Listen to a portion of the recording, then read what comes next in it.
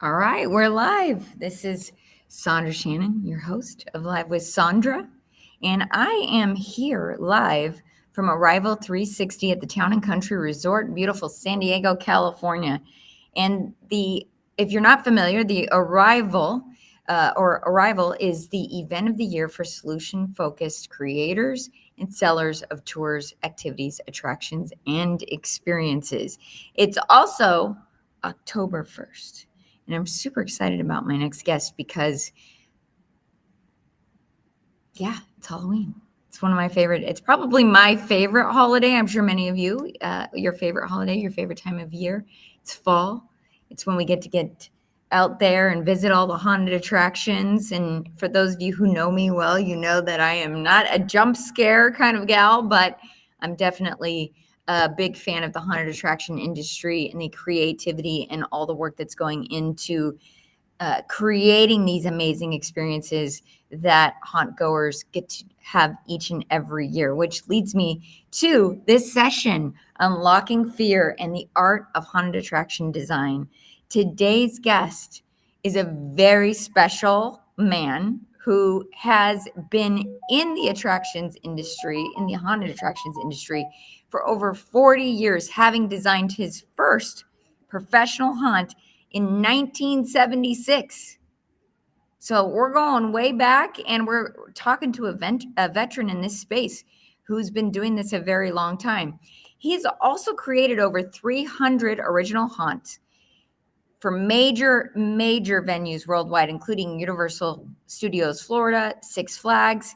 He's the head designer for Hauntrepreneurs. Leonard is specializing in the attraction design and the psychology of scaring. And that's something I really hope we get to dive deep into today. He's also passionate about creating unique, thrilling experiences. So going to see haunts that are original, all one-of-a-kind experiences. Leonard's innovation includes the industry's first turnkey haunted house kits and the Pickel Theory of haunt design, experienced by over 1 million people. He built his first professional haunt, like I said, in 1976, and he continues to visit hundreds of haunted attractions annually. And I'm very excited to have Leonard on the show. So let's give a warm welcome to today's guest, Leonard Pickel. Leonard, welcome to the show. Thanks for having me. Thank you. I know you are coming live all the way from Guatemala. You said Guatemala. What is it? Guatemala City? Guatemala City, Guatemala. Yeah, it's amazing how far the haunted house industry reaches, and every year amazes me more. Last year I was in Kuwait. I've been in Panama, Australia, really around the world. It has become a global phenomenon. That's amazing. I never even considered outside of, the haunted houses that we go to each and every year, how far that reaches. But I mean, it makes total sense because we know experiences bring people together, and haunted attractions are just part of what that looks like, the community. And I think I was talking to somebody just last night here at Arrival about how, she's got an interesting business. She aligns people with chefs all over the country, all over the world while they're on their travels. And as we started talking about experiences, and I was telling her what I was going to meet with you, it's such an interesting take that you said it's global, because having these experiences everywhere really do bring people together, give people a reason to reach out and to travel and to try new things. Now, I hope my bio was an accurate description of you. Is there anything that you want to add? It was, I've been doing this a very long time, and I've enjoyed it. And I went to college to become an architect, but did a haunted house or as a lark in the college dormitory. Found out how much fun it was. Found out how good I was at it, and so I really took it off and turned that into a business. And I'm still doing it, 50 some odd years later. I mean, that's awesome. What's interesting to me about your story and about that is how many people I find in this industry, interview and friends that I've made over the years, that didn't have an idea of going into attractions, but ended up in attractions. And I always say, when you're an attractions person, you're always an attractions person, because once you kind of get that bug, you're here. And I actually did do a haunted attraction. So I started in the attractions in the late 90s for QZAR. I worked for QZAR laser Mhm. tag, and we won. Actually, I think it was 3 years in a row. Did a haunted attraction.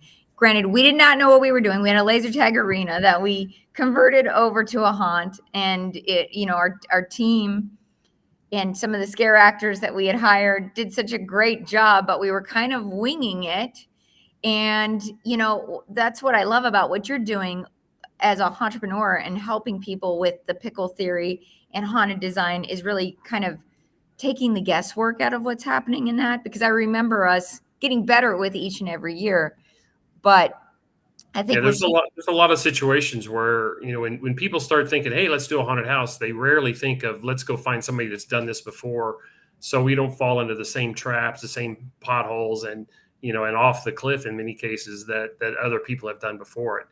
We've like I said, I've got massive amount of experience, and I've tried everything twice, and I know what didn't work because it did. I was sure it was going to work the first time, and when it didn't, I tried it again just to make sure, and sure enough, it didn't. So a lot of the stuff, a lot of what I sell as a consultant is, as much what not to do as what to do, because I've been down those roads, and I've already paid those penalties. You shouldn't have to pay them as well. Well, and that kind of leads me to my next question. Because when we talk about attraction design and innovation, what is your approach or thoughts on designing haunted attractions and how to balance creativity with operational needs? I'm like a good architect. It's form ever follows function, and what is the function of a haunted house? It's to scare the crud out of people. So I focus on how to do that. What you do, the hardest person to scare that's going through a haunted house is usually a 21-year-old male. So all my room designs, all the scares that I do are always targeted at that person, because I know if I can get him to jump, everybody else is a piece of cake. So he's not going to be afraid of red painted body parts in a bathtub. That's just not going to scare him. You got to do something that he's not expecting. And it's interesting because you can train somebody into being scared. I was in a haunted house one time. I watched a guy go through, and the very first scare, he didn't even blink. The very next scare, I saw him jump, and pretty soon he was holding his little girlfriend in front of him, like a shield, trying to keep the monsters from getting him. He wasn't scared at all at first, but we were able to train him into being frightened as we went through. That's interesting. So that's actually part of the process. The creation process is figuring out how do we move from each scare. I had an aeronautical engineer on the show, I think it was last month, who was talking about the psychology of thrill, Mm. which is something that I know is on here that we Mhm. want to talk about today. Mhm. The psychology of scaring people. And I'm sorry to jump ahead, but I really Right. like what you said about, we're training him to be scared for each and every next step of the journey that they're on as they visit haunts. When we're talking about the scare factor and the psychology, what is something that, one, you're passionate about, and how do you incorporate that into the psychology of your designs? Because I don't know if we already had a big teaser on that, but that's fascinating. In architecture school, they teach you how to make a space feel comfortable. You don't want to be in a space that's tall and narrow or short and wide. If you'll notice, if there's ever a restaurant in the atrium of a high-rise hotel, they'll put some kind of a screen or some kind of lattice work over the top of you so you don't feel uncomfortable. And so I just take all those rules and break them. I turn them on their heads and do exactly the opposite to make people feel uncomfortable in the space that they're in. And you always want to, when you're talking about capacity, capacity is very important, because if you don't get enough people through the haunted house, then you don't make any money and you don't get to play anymore. So a high capacity haunt is important. You have to give people a show, but you want to give them a show on the run. And because of that, you scare them from the top, the bottom, the back, both sides, but you never want to scare them from the front, because that stops them or backs them up.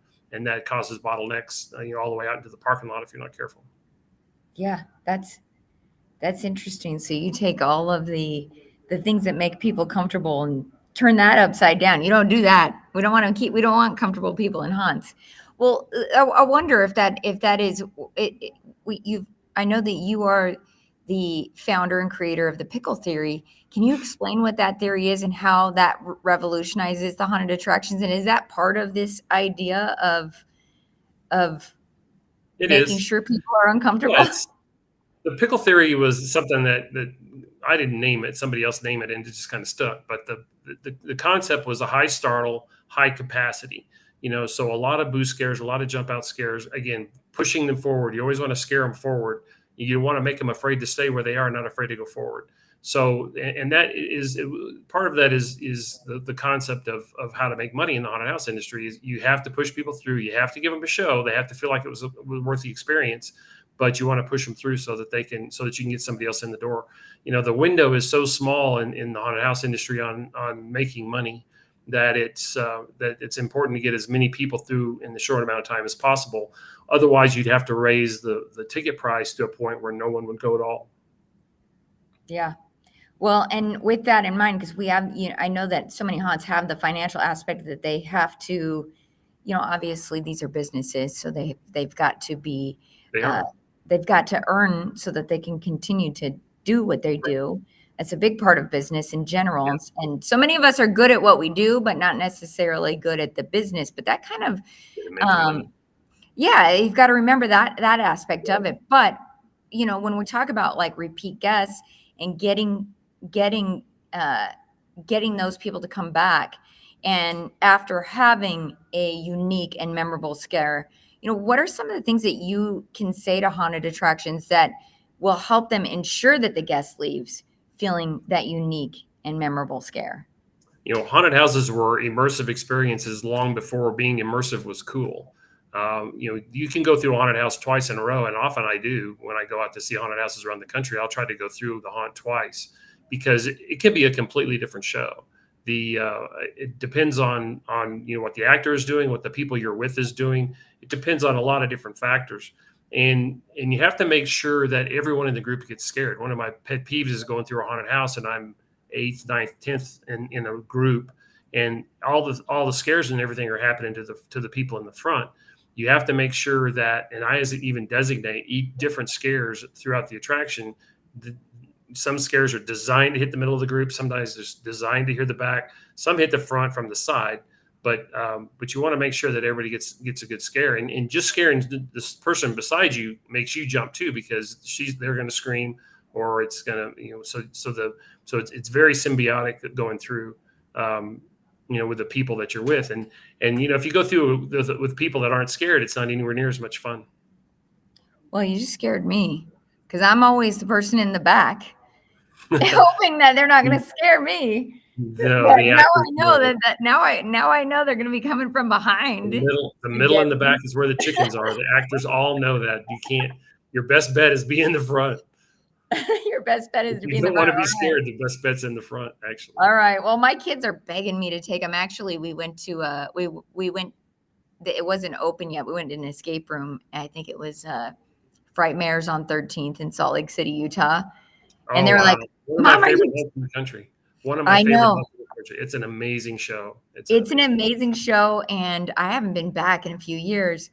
And unfortunately, they weren't open because we were just at the FanX conference in Salt Lake City. So we thought, well, we'll go do an escape room. And they had some options with live actors, which I thought was pretty cool. But I opted out of that one because I knew I knew that I would not be able to escape if I was also getting scared. However, they did have some interesting, I can't give anything away, but they did have some interesting scares even without the live actors that I thought really made the experience quite fun, and definitely, made it difficult for me to get through. But we got out with 15 seconds to spare, and I know that's because I was scared. Yeah, that's how those are designed. You're either supposed to just barely get out or just barely not get out. That's the goal. Yeah, we just barely got out. And, it was so funny. The kids are sad because the kids really wanted to go to the haunt, and I don't know if they weren't open that night or if they just hadn't opened yet for the season, but I promised them we take them back. And I'm glad to hear that you love that one, because I actually, we lived right down the street from it for years. Wow. So we got to go there quite a lot. Kind of switching gears to industry trends and the future of haunted attractions. I know that so many attractions, even outside of just the haunted space, are looking to extend their seasons, and even haunts are looking to extend their seasons and have more interactive themes. that are important to industry trends. So I'm curious if you can explain why these changes are necessary or how they benefit attractions and guests in the future or even today in the present. What's interesting about the haunted house industry is that there's so much new blood. There's so many new people that are coming in and opening their own haunted houses, that are designing haunted houses for other people. And that's really kind of exciting for me. A long time ago, I realized that I can only, in a bubble by myself, I can only go so far with what I do. And that's why I go out and see as many haunted houses as I can in season and even off season, to be able to see what they're doing, keep my finger on the pulse of what's going on. And to, I don't like to steal ideas from people, but I do love to see one thing at one haunted house and then something else at another haunted house and put them together for the first time.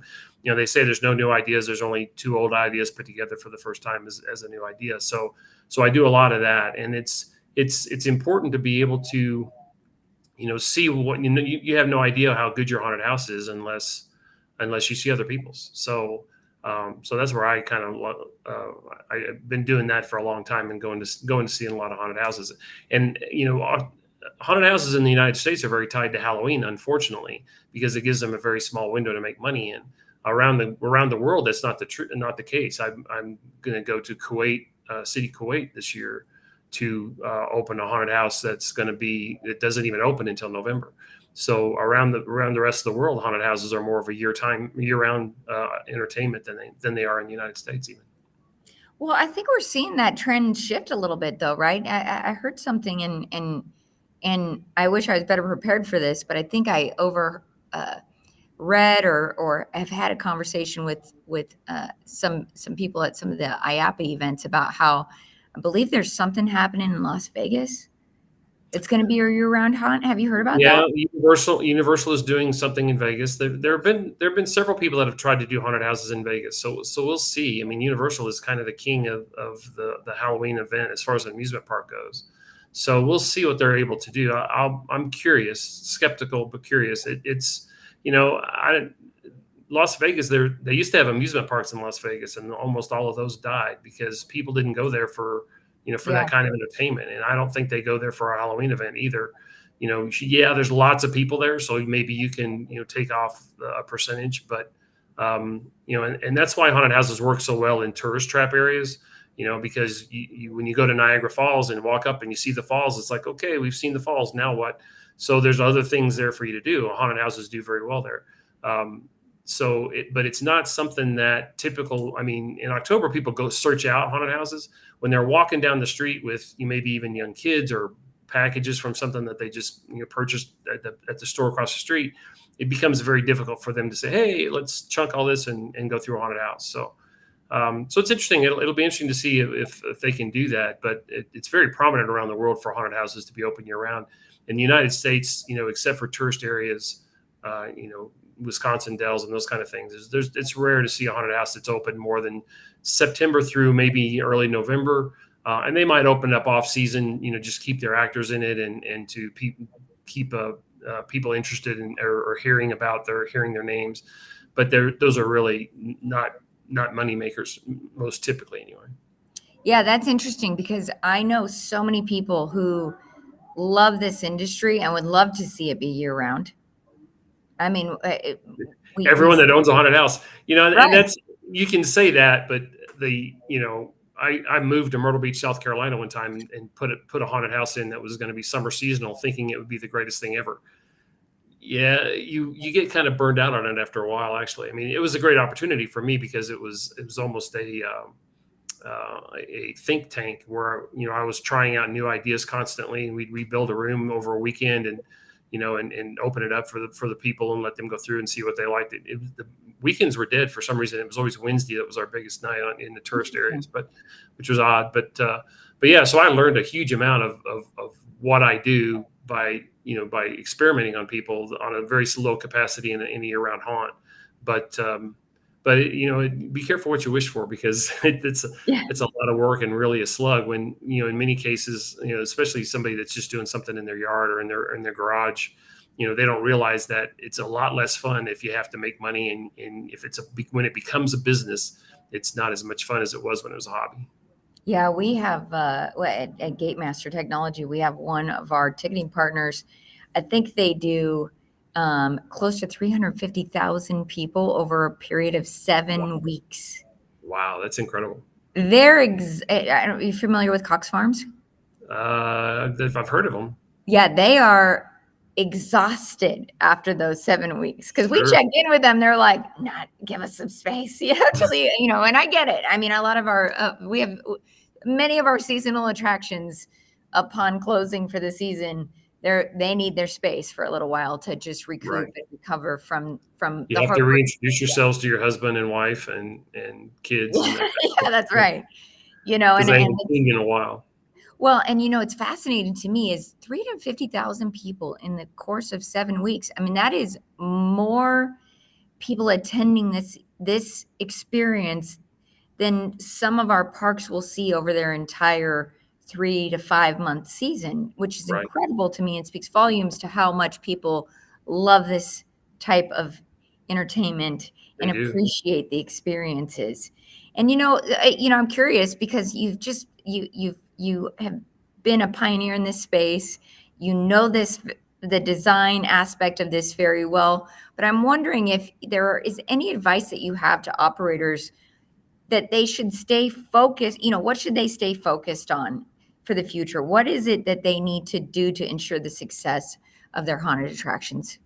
They really need to make sure that they're profitable. I mean, so many people that I've gone and talked to and tried to consult for, when they really put a pencil to it, they're not making any money. They're barely making enough money to pay their employees and their staff. And when they look at how many hours they've put into the project, they'd be better off at McDonald's than owning the haunted house. So you have to make sure that it's viable, and that that's in the quality of the show, but it's also a lot in the marketing. When they call they call it airtime because you're driving down the road, throwing dollar bills out the window, hoping people will bring you 20s. But so it's the hardest thing for somebody, I think, for a small business to spend money on is advertising. But it's absolutely the most important. If nobody knows about your haunted house, nobody's coming, and you have to, and you've got to spend that money. And you got to be able to handle the numbers when they get there. If somebody shows up to a haunted house and there's a 3 hour wait, you got to increase your capacity because, it doesn't matter how cool your haunted house is. If they waited 3 hours, they're going to be mad. So Yeah. you've got to, and that's why I'm a true believer in time ticketing, which is kind of, it hasn't really taken over the industry yet, but it is more prevalent than it had been over. COVID really brought it out. A lot of people tried it and loved it, but buying a ticket that's limited for a certain amount of time, that when you arrive, you're going to go in 15, 20 minutes, you're into the attraction, that's huge because you can plan your night around it. In the old days, we'd go to one of the big haunted houses and it was a 3 hour wait, 4 hour wait. You couldn't do anything for the rest of the night, and you were really locked into it. And it hurts the rest of the haunted houses in that market because those people are stuck. They can't come to the other haunted houses that maybe aren't doing as many numbers because they're all stuck in line at this other one. So I think time ticketing is really the future of the haunted house industry. Kind of sell it like movie times, and it's catching on a little bit more, but not as quickly as I thought it would. Yeah, it's interesting because I'm a big fan of time ticketing for many reasons as well, not just because the customer's experience is a little nicer when they're not having to wait in those long lines, especially if you purchase in advance. Right. I was just at FanX. We bought our tickets months ago, and we're still waiting in a 3 hour line. Right? Mm. We love the event, and it's 100% worth the wait. Even as a consumer visiting, my kids are very much into what happens at Comic Cons, and they love it, and so it's so worth going to, and it's worth it. But at the same time, it would make that experience a little bit nicer. The other thing I love about what you said with regards to time ticketing is these haunts will know how to plan for the day. Sure. Yep. There's an And 10%, operation. ten Yeah. percent of the 10% of people that buy tickets in advance never show up. So that's free money to begin with. And then being able to realize whether maybe you could close early or open later on a night that the capacity is by setting up your ticketing that it's sold out at the beginning and sold out at the end. If that fills up, then you can open those windows back up. But it gives you the ability to cut your hours down And that money is in your pocket long before anybody gets in the car, whether it's rain or somebody else has got a party that they get invited to. There's it tends to make people go, but there's also a percentage that buy a ticket and don't show up, which is really free money. If you're not doing online ticketing, you're losing that. Yeah, I agree. And I think what's interesting too that you mentioned, and I just want to make sure the audience heard that too, is that advanced purchase. I have some haunts that we work with that are selling tickets months ahead of time. Sure. And I'm sure that helps them marketing. You can throw that at marketing. You can spend that money before you put out the product. Now, I wish we'd started talking about marketing and ticketing and sales from the get-go, because that is like such a great point that you're making, that they're oftentimes not focused on, because it's the last thing you think about, but it is the way that everybody gets there, right? Unfortunately, it is the last thing. Marketing, and that's the hardest thing. If you set your budget and then you start construction and you go a little bit over budget on your construction, you go a little bit over budget on your prop buy, you go a little bit of budget over on your costuming, your makeup, and pretty soon it's time to start doing your marketing, and there's no money left. So you really have to stick to the budget and not go over in any, because the last one that gets robbed is the absolute worst one, because that's the one that's most important to your success. So you've got to really set that budget and stick to it, no matter how painful. Because if you advertise even a crummy haunted house, if you advertise it well enough, it's going to make money. But it doesn't matter how good your haunted house is. If nobody knows about it, they're not coming. Yeah, that's a completely fair point. Well, last but not least, because we have talked a little bit about guest-centric experiences, and I think a lot of that is the experience of buying the ticket, getting there, making sure that the business is creating the revenue that it needs to continue to move forward, which only builds bigger and better haunts, right? At the end of the day, that's really I'm sure what many of them want to do is do even better next year, because we know that many of those guests are going to come back. But my last question for you, if that's okay, I know we're bumping up against time, is how do haunts strike the balance between entertaining guests and a genuinely frightening experience? Is there a real difference between the two? Is the entertainment the scare? I mean, what's your thoughts on that? I don't think there's anything that is within the bounds of legality and that insurance will pay for or give you a policy for that's too scary for the American public. If you can come up with a way to make my haunted house scarier, let me know, because I will do it in a heartbeat. It is, I think you could wrap people up in a sheet and beat them with a hammer and it would not be scary enough. So yeah, you always go for the scare. But I also like to throw in some sight gags and some funny stuff as well, because you can only, when you're starting to scare people, you can only get them so far, and there's a diminishing return there. But if you can make them laugh and then start scaring them again, it's actually a Hitchcockian trick. He used to do that in the movies, do some kind of something funny in the middle or towards the end of the movie to build up for the final frights. And I do that in my haunts as well, just because I think that you get into that roller coaster of emotions, and you go through more emotions that way than you would if it's just scary. We do want to entertain you. We don't want to mess you up for life. Yeah, no, that's great. This has been enlightening. I love that we're doing this interview on October 1st. It's a great way to kick off for me, Halloween is probably my favorite holiday. Mine too. Even though I don't care for jump scares. Honestly, I don't mind them, except for I had a cardiac event in 2018, so I worry a little bit about if I get too excited, and just playing poker gets me so these days. So, it's we'll have to do this again.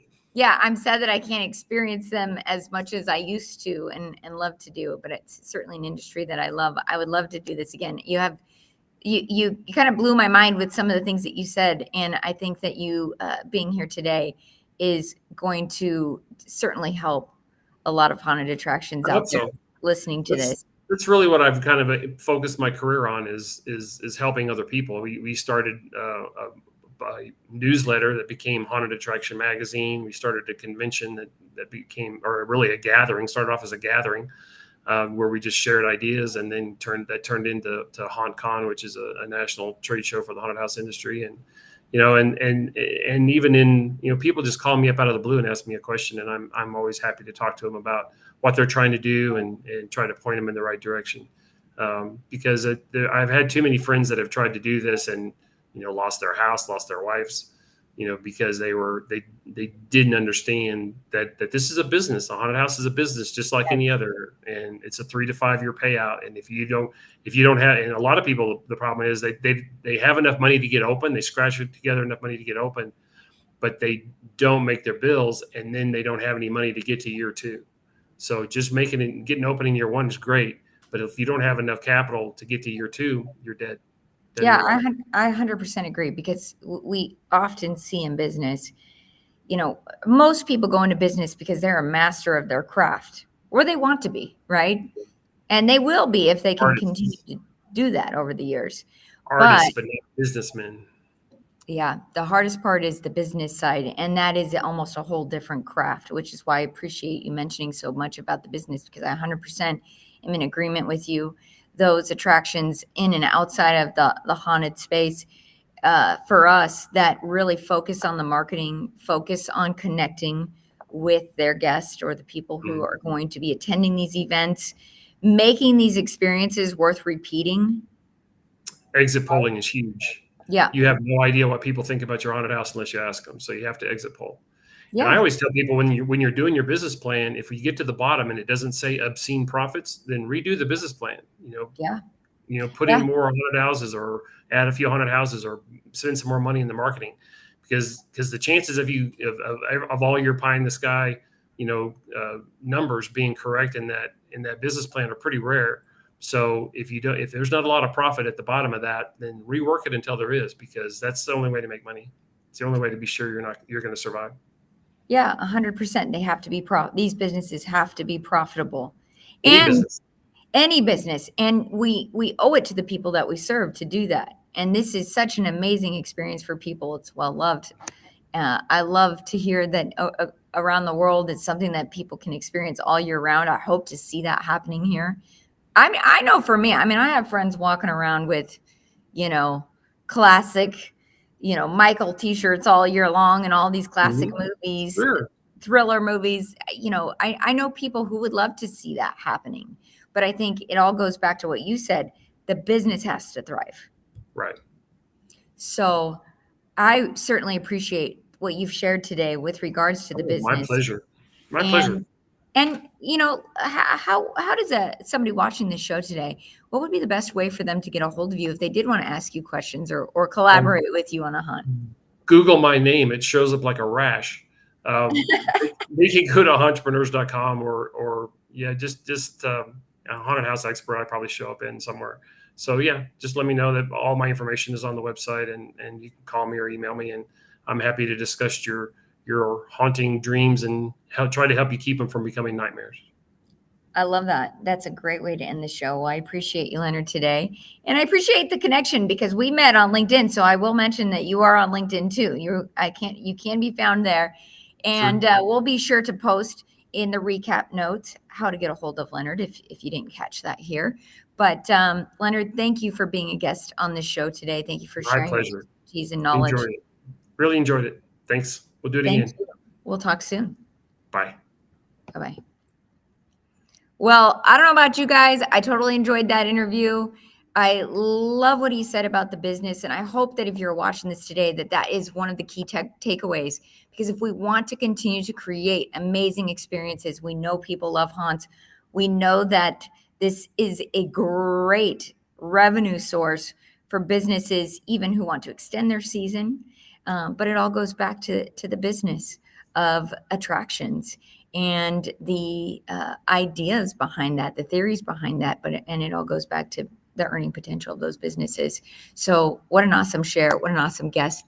Thank you for being here today. Again, I am live from Arrival 360. If you are here at Arrival, Town and Country Resort in beautiful San Diego, California, please stop by and say hello. Let me know you watched the show. Hashtag replay if you're watching this on replay, so that we know you are here.